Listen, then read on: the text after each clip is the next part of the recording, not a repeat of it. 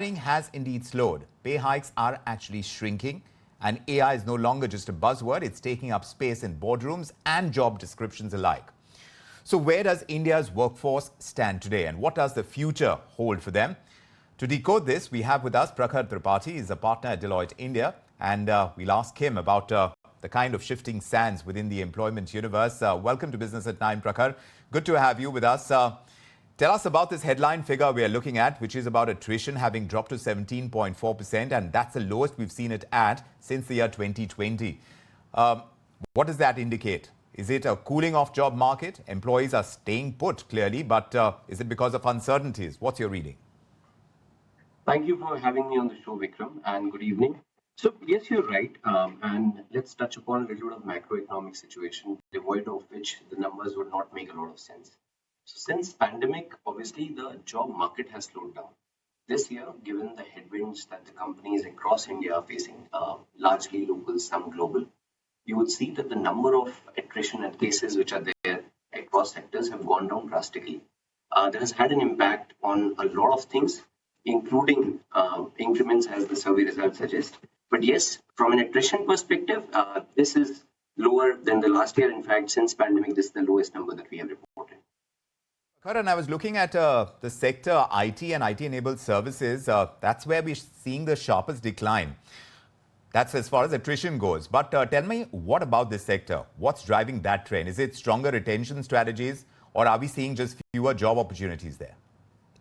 So, see, from an attrition perspective, you touched upon IT sector. From an IT sector perspective, there's a clear decline. It has declined from 19.3% to 15.1%, just to be specific. And that's basis the kind of input that we have received from respondents who participated in the survey, the companies. Attrition overall in India is declining as an employee prioritize long-term careers, right? And in ITITS, for the longest time, we have seen people switching jobs fairly often. However, concerted efforts which the companies have put in terms of creating a long-term career has actually started to pay dividends. And this year is one such year where you'll see the numbers having gone down across IT and ITS. When you compare sectors over here, Prakhar, I was just looking at the kind of churn we're seeing in consumer products, and that sector has gone the other way. So why is attrition rising there when it's falling elsewhere? So, Vikram, that's interesting. See, and one has to see what's happening in consumer sector overall. Last 3 quarters haven't been very promising across consumer sectors. If you look at the numbers, all of them are facing high margin pressures, and that's started to reflect also with respect to various talent retention programs and budgets which have been allocated across all sorts of retention practices.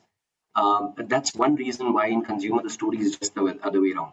In fact, it's inversely proportional to the kind of increment that we see coming out in the consumer sector as a whole. So increment percentage is going to dip. The attrition percentage, you can see over the numbers as well, are increasing. But what about salary increments? Because they are projected to average around 8.8% in 2025. Again, this is the lowest in nearly a decade if you leave out the pandemic years. But tell me why we're seeing this kind of moderation when it comes to wage hikes. How is it impacting employee morale as well? Because I would imagine that when hikes are poor, it brings down morale. No, Vikram, that's I think that will be slightly myopic to say that salary is the only reason why the morals get impacted. But coming back to the number of 8.8, yes, you're right. Factually, this is the lowest since COVID that we have reported. If you look at the survey, let me give you some numbers first.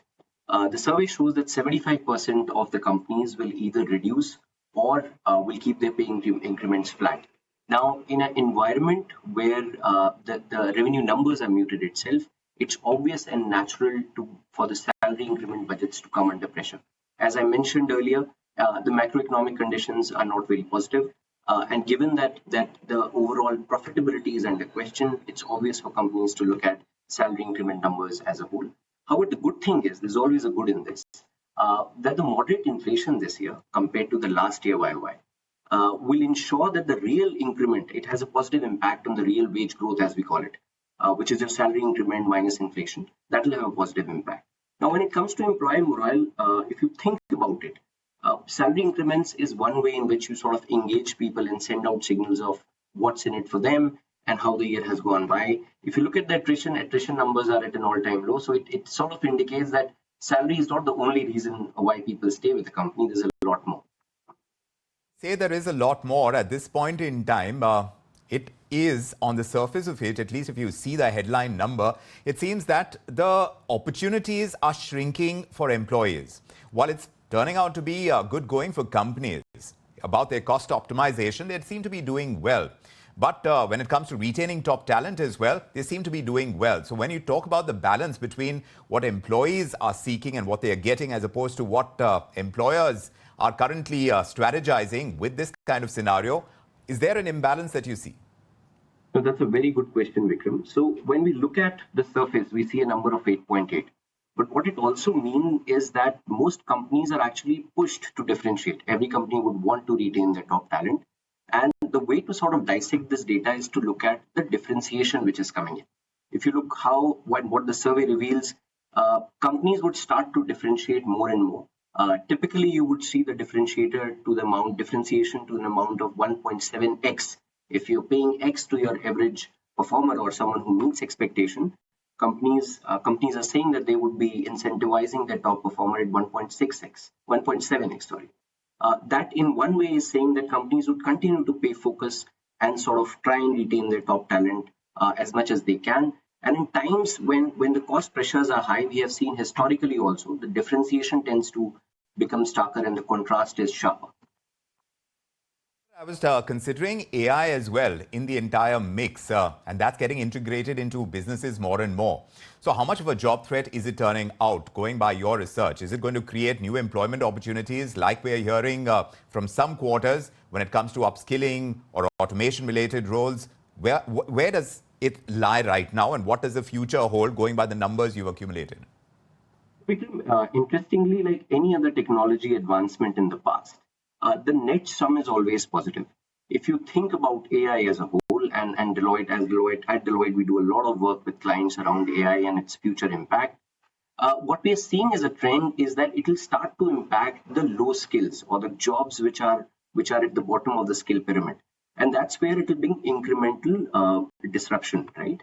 But as you sort of go across the hierarchy, it's going to have a positive each kind of skills that are there. And in fact, across the value chain, jobs are either getting enriched because of AI. It's only the job at the bottom of the skill pyramid where you will see most amount of disruption happening with respect to how the jobs have been envisaged and how they will play their role in the larger construct of an organization ecosystem. What about the gig economy and the hybrid work that we are seeing? Are they still playing a big role in shaping the employment landscape, and is that likely to grow now?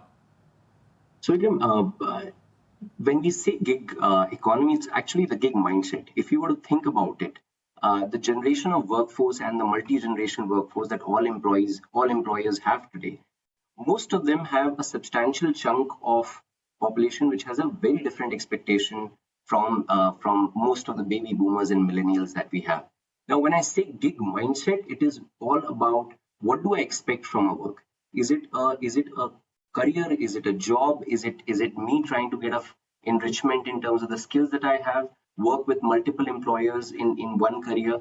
It's all about the mindset. What that mindset is doing to employee policies and even compensation as a whole is employers are pushed to look at innovative ways to incentivize. No one wants a stable, fixed job where you're paying them a fixed salary every month and they wait all through the year for a bonus. So gig mindset is there to stay. It obviously is, because as more and more multi-generation and the mix of the employee base changes, yes, it's bound to be at the center stage, and employers will be pushed to look at their benefits and in the entire program around how they retain their workforce. So it's a mindset shift that we are looking at when we talk about the gig economy. But very quickly, what would you tell someone if they were considering a job switch? And a very short answer. Right now, stick where you are, stay with the same employer, hone your skills. There's a lot more technology innovation that's happening. Possibly we are looking at a year where you'll possibly get a more fairly good increment in the coming few years. Right now is the time to stay back and continue to be productive at your jobs. It certainly seems that attrition has slowed, hiring remains cautious, workforce is evolving with AI and skill building, of course, a strong push for differentiation as well. But India's talent pool is vast and the future will belong to those who adapt and innovate. Prakhar, thank you for your sharp insights and for helping us decode what is the current status of India's job market. And of course, we will